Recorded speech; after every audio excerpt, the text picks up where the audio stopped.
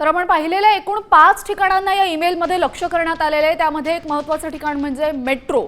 तर मेट्रोला उडवण्याची सुद्धा धमकी देण्यात आलेली ईमेलद्वारे त्या ठिकाणून आमच्या प्रतिनिधींनी आढावा घेतलेला आहे। आपण तेही पाहूयात। आपण उपस्थित आहोत मुंबईतील मेट्रो स्टेशन येथे आणि आज सकाळी 6:57 एक मेसेज येतो।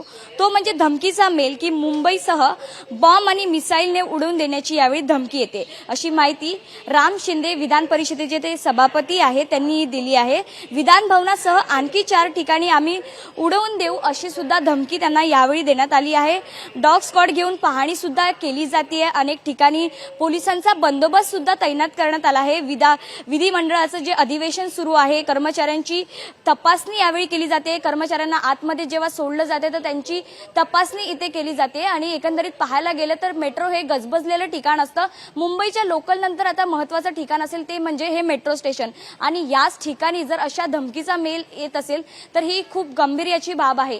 विधानमंडळाचं विधान परिषदेचं जे काम सुरू आहे त्यामध्ये हा अडथळा सुद्धा यावेळी निर्माण होऊ शकतो। कॅमेरामॅन विक्रम सोबत साक्षी यादव, साम टीव्ही।